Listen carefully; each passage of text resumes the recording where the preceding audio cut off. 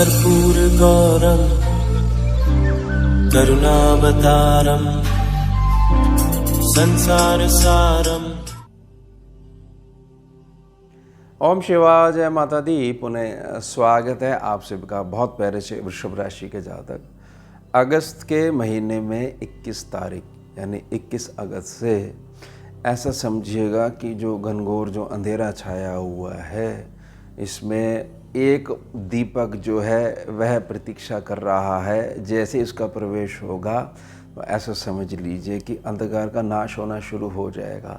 और बात केवल यहीं तक नहीं रुकेगी, जैसे जैसे दिन बढ़ते जाएंगे 21, 22, 23 तारीख, 24 तारीख, 25 तारीख, तो अनेकों सहस्त्रों दीपक जो है वो पीछे आके जो है पंक्ति में लगे हुए हैं, धीरे धीरे जो है बढ़ना शुरू हो जाएंगे। यानी प्रकाश जो है वह बढ़ना शुरू हो जाएगा आप सबके जीवन में। 21 अगस्त से एक ऐसी ईश्वर की कृपा बरसने वाली है जिसको आप ये कह सकते हो कि सुनहरा दौर की शुरुआत जो है वह 21 अगस्त से हो जाएगी। और ऐसा समझ लीजिए कि जैसा आप अपना भाग्य चाहते हो, जो जो चीज़ अपने भाग्य से अपेक्षा रखते हो, एक नया भाग्य लिखने की तैयारी आरंभ होने वाली है 21 तारीख से। क्योंकि कर्क राशि में 21 अगस्त को लग्नेश जो हैं, स्वामी शुक्रदेव जो हैं, बुध के साथ युति करेंगे कर्क राशि में। अब बुध के साथ जब युति करेंगे तो शुभता वाला योग, शुभ लक्ष्मी नारायण योग जो है, उसका आशीर्वाद जो है आप सभी प्यारे प्यारे जातकों को प्राप्त होगा। तो जीवन में 6 क्षेत्र ऐसे होंगे जिनमें बहुत बड़े लेवल पे बड़े सकारात्मक पॉजिटिव वाले बदलाव जो हैं वह देखने को मिलेंगे। तो विषय हम समझ लेते हैं कि किस तरीके से गाड़ी जो है वह घूमने वाली है। सबसे पहले समझिए कि यह जो युति है कर्क राशि में, तो गोचर में जो कुंडली बनाई जाती है उसमें कर्क राशि आपके तीसरे स्थान पे पड़ती है। वृषभ राशि के जातक जो हैं बहुत ज़्यादा मौन का सहारा लेते हुए समय की बड़ी लंबी प्रतीक्षा कर सकते हैं। यह उनकी निजी प्रकृति में खासियत होती है। ख़ास तौर से परिवार में जब इस प्रकार की बात उत्पन्न हो जाती है कि आपने हमारे लिए करा ही क्या है, वृषभ राशि का जातक जो है बहुत लंबा इंतज़ार कर सकते हैं। जैसा कि वृषभ साइन है उनका नंदी।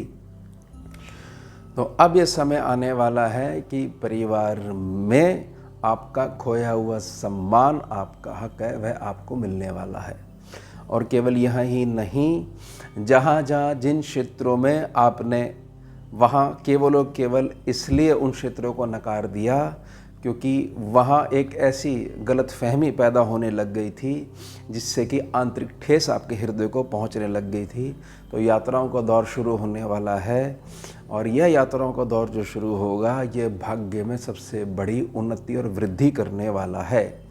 कैसे करने वाला है कि आपकी असली पहचान जो है वह यात्राओं के माध्यम से ऐसे लोगों से होने वाली है, या ऐसे लोगों को आपकी वैल्यू पता होने वाली है जिससे कि अभी तक जो छिपा हुआ टैलेंट आपके अंदर है वह पहचाना जाएगा और वृद्धि होनी शुरू हो जाएगी। तो इसलिए विषय लिया गया है कि एक नया भाग्य लिखने की तैयारी हो चुकी है।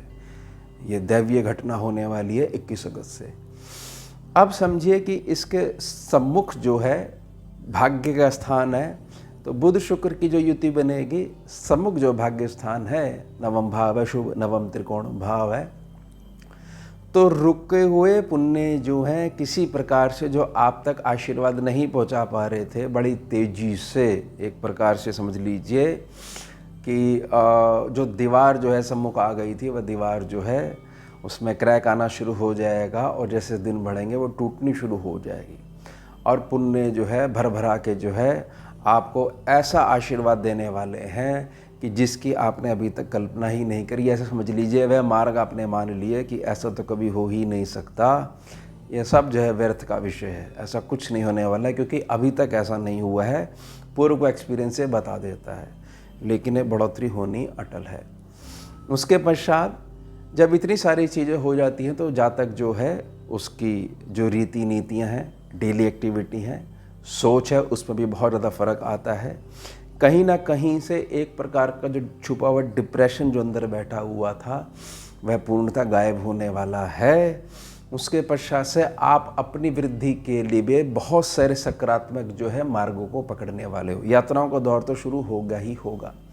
अब तक जो ऐसी व्यवस्था हो गई थी ना कि नहीं, हम जिस हाल में हैं वैसे ही ठीक हैं और बाकी सब ठीक है, हमारी कोई शिकायतें नहीं है, कहीं ना कहीं एक ऊर्जा अंदर दबी हुई थी, वह क्लियर होने वाली है। खुल के अपना आप जीवन व्यतीत करोगे। उसके पश्चात जब परिवार का विषय लिया गया है तो परिवार में कुटुंब को सम्मिलित करना भी बहुत ज़्यादा आवश्यक हो जाता है। कहीं ना कहीं कुटुंब भी वह कारण बना है, कहीं ना कहीं अपने परिवार के सदस्य भी कारण बने हैं कि बहुत वर्ष पहले कुछ चीज़ें ऐसी हुई हैं जो आज वर्तमान में उस समय अगर सही चीज़ हो गई होती तो अब उस समय के हिसाब से जो भविष्य जो आज हमारा वर्तमान है ये कुछ अलग ही होता। खैर कोई बात नहीं, प्रारब्ध होता है, प्रारब्ध के अपने खेल निराले होते हैं, ये अपना ही कर्म है, ये आता ही आता है। लेकिन बड़ी अच्छी बात है समय की, वह बदलता रहता है। तो समय आपका बदल रहा है, एक नया भाग्य लिखा जा रहा है। तो धन की वृद्धि होनी है, आपसी सहयोग की वृद्धि होनी है और बहुत तेज़ी से वर्तमान में बीज डलने वाले हैं जो आप बिल्कुल निर्भीक होकर कह सकते हो कि मेरा एक सुनहरा भविष्य जो है वह तैयार हो रहा है। ये एक दैवीय घटना है जिसका असर 21 तारीख के बाद से आप सभी के जीवन में आना शुरू हो जाएगा। उसके पश्चात ऐसा समझिए कि जातक अगर थोड़ा सा इस प्रकार का संघर्ष देख चुका है कि ठीक है, सारी चीज़ें आपकी पॉजिटिविटी वाली हैं, बहुत अच्छी बात है, हम स्वीकार करते हैं इसको, बहुत अच्छी बात है, कल्याण की बात कर रहे हो, पॉजिटिविटी की बात कर रहे हो, शुभता आने वाली है। लेकिन कहीं ना कहीं एक हमारी आयु भी उस लेवल पे पहुंच चुकी है, हम ज़रूर जो है इस पॉजिटिव बदलाव को स्वीकार करते हैं, लेकिन हमारा ज़्यादा ध्यान जो है हमारे संतान पक्ष की तरफ है। हमारी संतान पक्ष जो है अगर हमारे कहने सुनने में आ जाए या जो उसके पेंडिंग कार्य हैं, विवाह से रिलेटेड, कैरियर से रिलेटेड, एजुकेशन से रिलेटेड, सेहत से रिलेटेड, संगत से रिलेटेड, वही हमारे पक्ष में आ जाए, हम वही पक्षधर हो जाए तो बहुत सारी चीज़ें जो हैं हम ये महसूस करेंगे चलो ईश्वर ने अब जो है न्याय करना शुरू कर दिया वृषभ राशि के जातकों के साथ फाइनली, अंततः। तो वह चीज़ भी जो है जो बदलाव होने वाला है उसमें संतान पक्ष की वृद्धि भी होनी अटल है।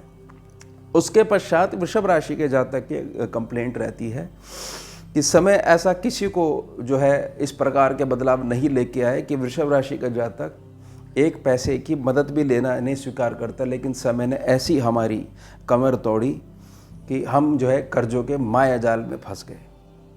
तो ये एक प्रकार का हमारा सम्मान जो है वो कहीं ना कहीं जो है उसको चोट पहुंची है और वो खोया हुआ सम्मान की वापसी अगर होती है तो ही ये माना जाएगा कि भाई स्वर्ण इंदौर शुरू हुआ है। तो समझ लीजिए बुध शुक्र का मतलब ही है कि लक्ष्मी नारायण योग, विष्णु, भगवान विष्णु और माता लक्ष्मी के आशीष की जब बढ़ोतरी होती है तो धन तो बढ़ता ही बढ़ता है और ख़ास तौर से केवल धन नहीं बढ़ता, समृद्धि बढ़ती है। तो जब समृद्धि बढ़ती है तो जो भी कर्जों का माया जाल होता है उससे फाइनली छूट मिलती ही मिलती है। और बड़े ध्यान से समझिएगा, ये कर्जों का माया जाल है, ये पैसे की बढ़ोतरी के आधार पर ही शून्यता को प्राप्त हो सकता है। ऐसा नहीं है कि पैसे की बढ़ोतरी नहीं होगी तो जहाँ पर देनदारी है वह देनदारी दे पाओगे। आपके जो निजी खर्चे हैं वह भी उत्तम तरीके से चलेंगे और इतना धन आएगा कि भविष्य निधि में भी जोड़ पाओगे और जिनका बनता है, जिनकी देनदारी है, उनको दे भी पाओगे। तो बहुत सारे पॉजिटिव बदलाव हैं। एक निजी छोटी सी प्रार्थना रहेगी, पास्ट होता है, अगर आप पास्ट को अब भी वर्तमान में लेकर आते हो तो थोड़ा सा मानसिक संघर्ष आपको देखना पड़ सकता है। तो मानसिक संघर्ष तो हमने देखना ही नहीं है, बिल्कुल नहीं देखना है। हम तो ये प्रार्थना कर रहे हैं कि सब लोग जो है सदा जो वो खुशी बने रहें और हर प्रकार से आनंदपूर्वक जो है हर प्रकार की जीवन की घटनाओं को जो है वह बिताएं। तो ध्यान रखिएगा कि पास्ट में बिल्कुल भी कोई घटना ऐसी हो चुकी है उसको याद नहीं करना, वर्तमान में बने रहना है। तो ये हो गया हमारा उत्तम विषय। मिलते हैं आपसे अगले भाग में नए विषय के साथ। जुड़िए और जोड़िए। ओम शिवा, जय माता। भुजगेन्द्रहारम् कर्पूरगौरं करुणावतारं